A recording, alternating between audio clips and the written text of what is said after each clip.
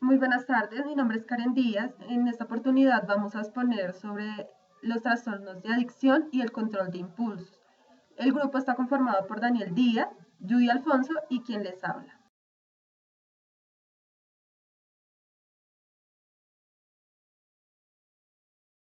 Trastornos de la adicción. Resulta que todas las drogas tienen un efecto sobre el sistema nervioso central. En concreto, el punto biológico en todas ellas es la acción sobre el sistema límbico, ya que esta es la parte del cerebro que controla las emociones y los impulsos conocidos como primarios, y este es el control de lo que ejerce proporcionalmente los diferentes estímulos sensoriales externos, una estimulación afectiva, agradable o desagradable. Para esto se dispone de unos centros de recompensa cuya estimulación produce una sensación de placer conocida como una sensación placentera, y unos centros de castigo cuya activación produce una sensación desagradable. Este sistema nos permite también controlar la conducta intentando obtener estimulaciones de los centros de recompensa y evitar la activación de los centros de castigo. El núcleo, que se denomina o se llama accumbens, es una pieza clave en los centros de recompensa, ya que este es el sitio en donde se liberan grandes cantidades de dopamina y otras sustancias conocidas como la dopamina, eh, otras como las endorfinas y las encefalinas, que esas proporcionan una sensación de placer hacia nuestro cerebro. Hay algo que todas las drogas tienen, y es que se activan en el núcleo accumbens, más conocido con este nombre, y esta es la base para que se pueda producir una adicción, siendo más probable en personas con cierta vulnerabilidad y en personas que sean jóvenes, en personas que tienen un poco más de prevalencia a padecer una de estas adicciones. Estas a su vez pueden ser más frecuentes en personas que sufren trastornos psiquiátricos, como lo pueden ser la ansiedad, la depresión o la misma esquizofrenia, y aquellas personas que en su entorno conducen a una situación de inestabilidad. El sistema límbico lo que hace es responder de una manera adecuada a los estímulos naturales, alimentos, miedo, relaciones sexuales, pero no está preparado para ser estimulado por drogas. Así la estimulación que sea repetida en varias oportunidades por drogas produce cambios adaptativos que conlleva a una disminución de actividades de los centros de recompensa y un incremento de actividad en los centros de castigo. Estos cambios dan lugar a una disminución progresiva de los efectos placenteros producidos y hace que el individuo se encuentre cada vez peor en la ausencia de la droga. Para ser adicto a una sustancia hay que entrar en contacto con esta. Lo mismo se puede decir de la conducta. Hay que realizarla para llegar a ser un adicto. Ahora, ustedes se preguntarán, ¿cuántas veces es necesario realizar la conducta o consumir la sustancia para llegar a ser un adicto? Esto depende netamente de la vulnerabilidad de la persona. Hay personas mucho más vulnerables que otras. Existen unos factores biológicos los cuales discriminan esta vulnerabilidad. Entre ellos están los factores genéticos, es sobre la resistencia a la adicción, es heredada por los padres. Si los padres fueron adictos, los niños tienden a ser adictos cuando son adultos, así ellos no se críen con sus padres biológicos. También el consumo juvenil es un factor muy importante, pues los niños tienden a ser más vulnerables a ser adictos. Y algunas enfermedades psiquiátricas que pueden aumentar la vulnerabilidad está entre los trastornos límite de personalidad, el trastorno bipolar o la esquizofrenia. Ahora, las personas que producen ya una adicción o que fueron adictas muestran cambios definitivos en algunas partes del encéfalo. Entre ellos está el núcleo accumbens, la amígdala y la corteza prefrontal.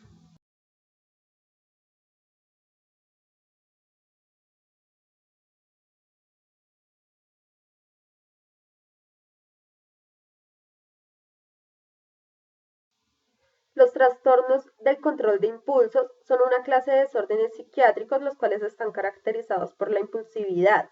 Es como la manía de no resistir tentaciones. Estos deseos de impulso pues pueden causar daños a sí mismo o a otras personas. Entonces las personas que tienen estos trastornos antes de llevar a cabo la acción tienen un aumento en la tensión emocional, se activa la tensión emocional. Durante la acción se tiene una sensación placentera, como liberadora, y tras la acción pueden arrepentirse o sentirse culpables.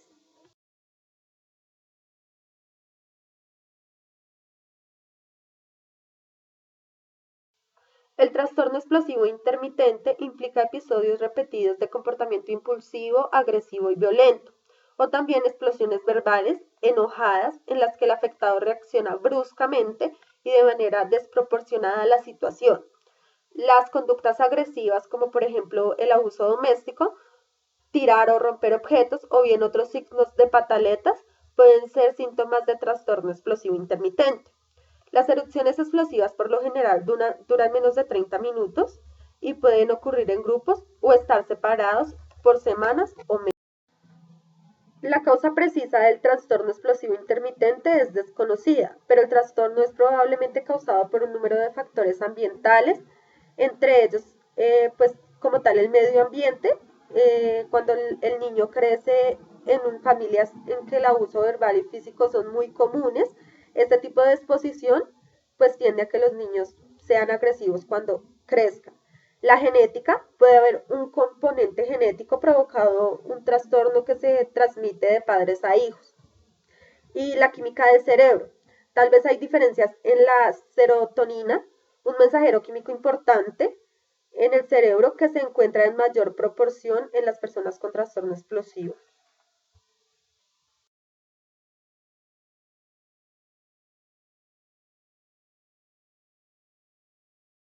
La piromanía es un trastorno psiquiátrico caracterizado por el impulso de iniciar incendios.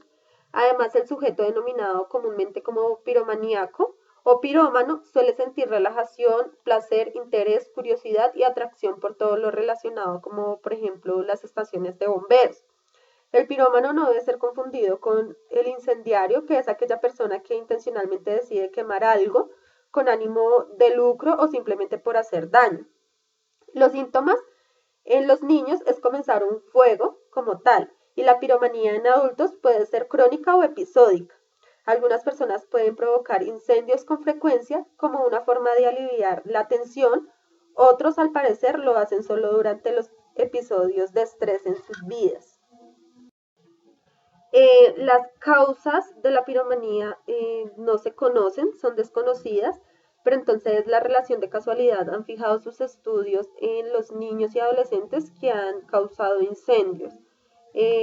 La conducta incendiaria entre los niños y los adolescentes son complejas y no se comprenden bien. Puede haber un comportamiento de actitudes antisociales, la búsqueda de sensaciones, como las personas que están aburridas, entonces quieren buscar sensaciones, la búsqueda de atención, la forma de comenzar fuego, pues los niños llaman la atención de los padres o de algunas autoridades, la falta de habilidad social y la falta de habilidades de seguridad, pues contra los incendios y la ignorancia de los peligros asociados con todos los incendios. Un dato importante es que la piromanía es un trastorno que solo padece el 3% de los que inician un fuego deliberadamente.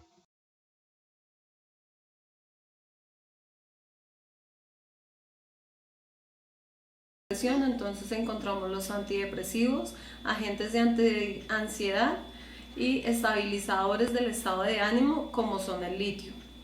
Dentro de los impulsos encontramos la cleptomanía. La cleptomanía es un fracaso repetido en aguantar los impulsos de robar objetos que necesariamente la persona no necesita. Casi nunca son objetos personales, simplemente es la tentación de robar y la sensación que tiene en ese momento, que es de liberación de placer en el acto de coger estos objetos.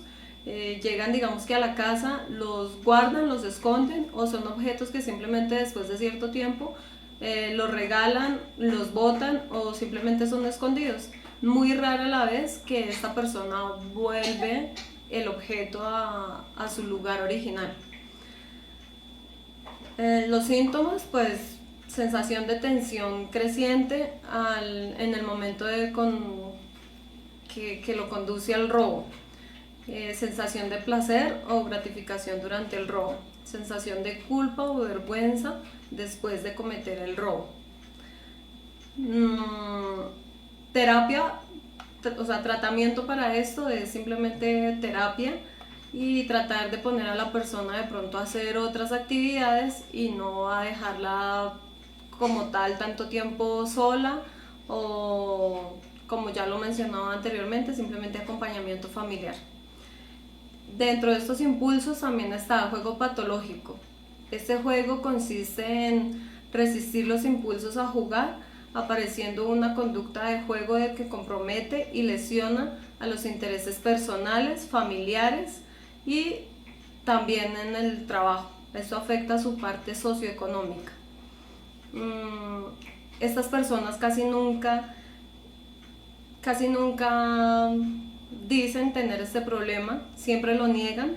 Entonces, para estas personas es importante una terapia, como que hagan de pronto algún deporte y que pues su terapia como tal sería solamente conducirlos a un deporte, y para que no vuelvan a caer en estas tentaciones de estar jugando, ya que estas personas casi siempre tienen no, o sea, se endeudan, su capacidad de endeudamiento es cada vez más y más y más, sin saber al nivel que llegan, sin tener en cuenta las consecuencias que tienen. Tratamiento terapéutico tendrá como objetivo conseguir la abstinencia del juego y prevenir las recaídas.